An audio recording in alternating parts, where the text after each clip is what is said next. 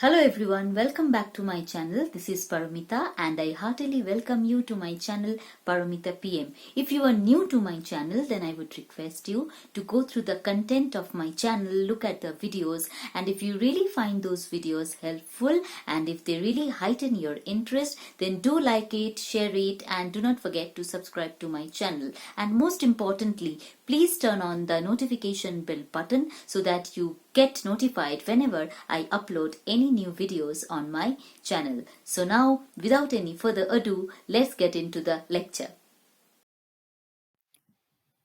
In this video, I'll discuss Jacques Lacan's, the famous controversial French psychoanalyst, his concepts related to his psychoanalytic theory, which are actually very important for students to understand in order to realize or in order to understand his theory of psychoanalysis.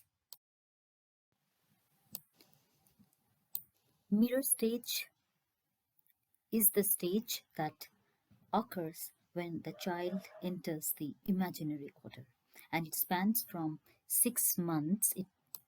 The duration is from 6 months to 18 months. Now, many people misinterpret this mirror stage as a different stage, but let me clarify that this mirror stage happens in the imaginary stage, and that is why this imaginary order, okay, or the imaginary stage is also called the mirror stage. And it is in this very stage when uh, the child, the infant, encounters or sees his reflection in the mirror for the first time. And when he sees his reflection in the mirror for the first time, he develops an everlasting attraction toward the image and begins to perceive the image as complete, ideal, and perfect. And therefore, he identifies himself with this imago, that which is a Latin word for image. And according to Lacan, it is at this stage when ego, or the idealized self-image, develops in an infant, giving rise to a sense of individual identity, a sense of selfhood in connection to the specular image, that is the infant's reflection in the mirror. And like I said, the infant perceives this image as perfect, as complete, while when it looks at itself, it finds that it suffers from physical vulnerability and weakness, that it cannot control its motor movements, because we know, if we look at the time that it lasts from 6 months to 18 months, it becomes clear to us that at this stage a child is not able to have a complete control on his motor movements. And so the reflection that he sees in the mirror, it creates the illusion of an identity. Okay, and this image, therefore this imago or this reflection in the mirror, is an external image, okay, to the child, to the infant, and it is this imaginary identification with the image in the mirror that gives rise to the idea of the self in the child. And the mirror image, like I said, Lacan also calls it an ideal ego, the mirror image. Why? Because according to the child, it is a perfect self that does not suffer from any kind of lack or any kind of inadequacies. So according to Lacan, this is a misidentification. Okay, and this is not a true recognition that the child makes, and therefore it gives rise, it is this misrecognition or this misidentification that gives rise to the sense of self or the I identity in the child. And it is to be noted that the image, that's the specular image, represents an other for the child, and and the attraction that a child develops at this stage is going to stay with him all his life.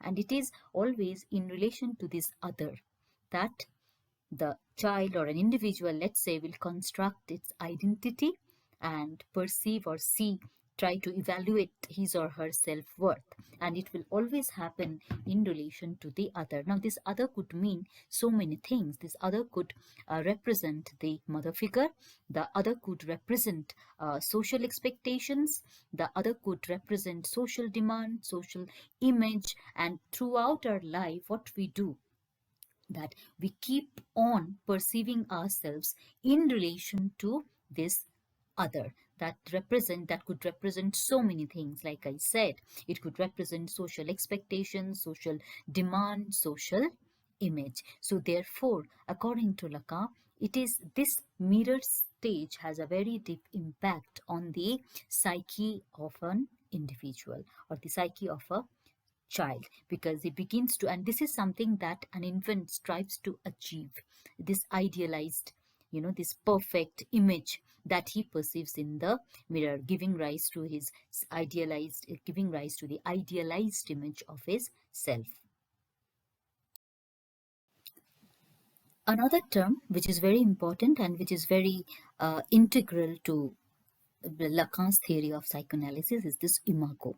So it is a Latin word that simply means image, and it refers to the image that an infant sees in the mirror for the first time in the imaginary order. Now, like I said, this imago, could also represent the image of the caregiver or the mother, and with which the infant identifies. And it is this imago that also represents the gestalt or a pattern for the child.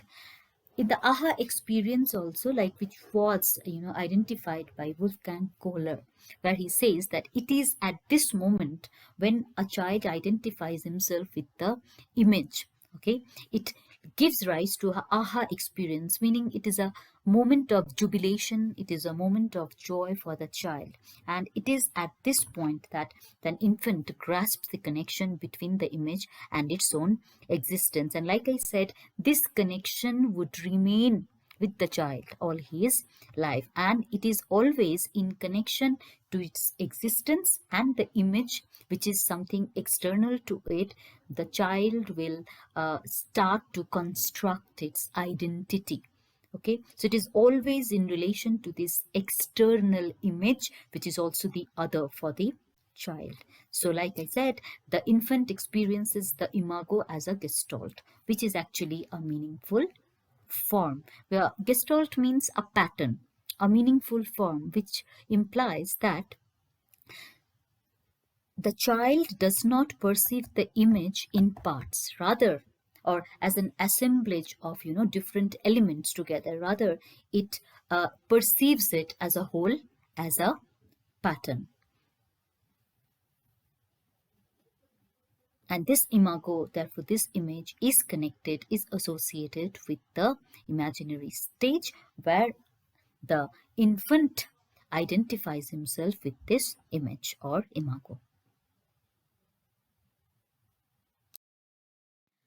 Fragmented body is another concept that needs to be understood in relation to the reaction or response of the infant when he perceives himself or encounters his reflection in the mirror for the first time.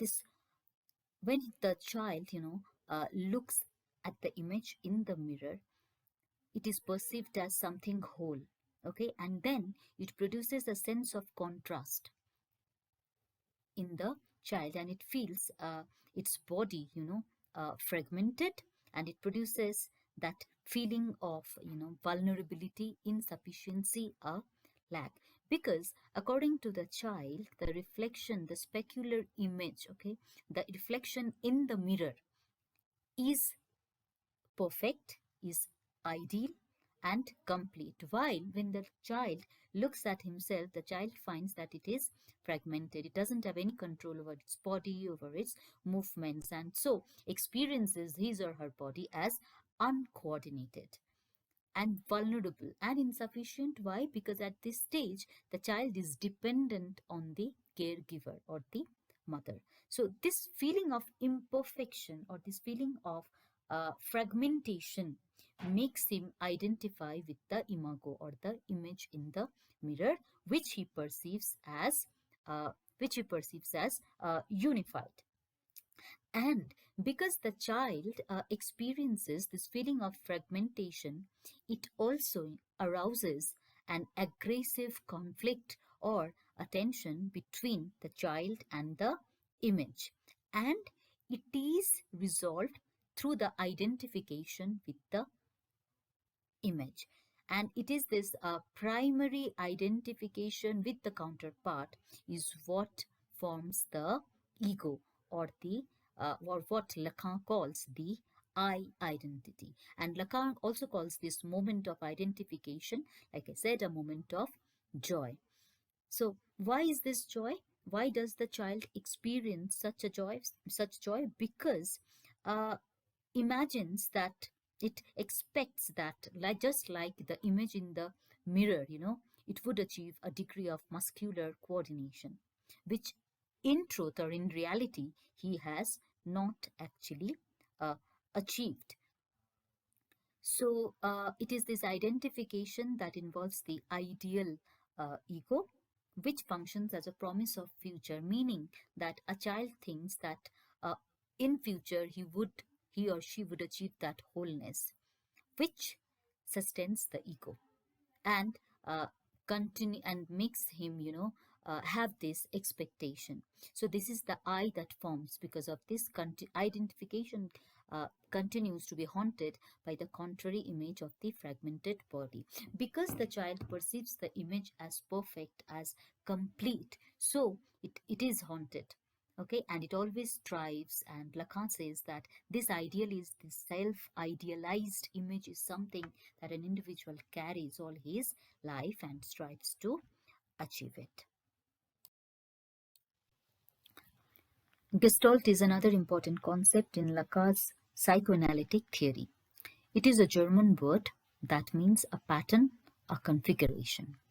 It is to be noted that this Gestalt theory deals with human behavior, human experience, and it mainly focuses on wholes and patterns, which means that individuals perceive a form, or let's say infants, they perceive a form as a unified whole and do not see it as a collection of several components or several parts. So when Lacan refers to the Gestalt, he refers to one organized, coordinated pattern, which is the visual image of another member of the same species.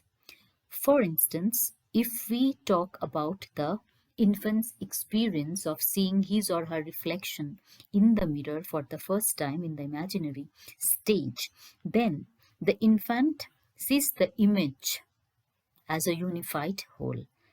And like I already mentioned before, that it represents the other for the child. Okay, so this other is perceived by the infant as a unified whole, and it is during this experience that the child for the first time realizes his or her body as a total form.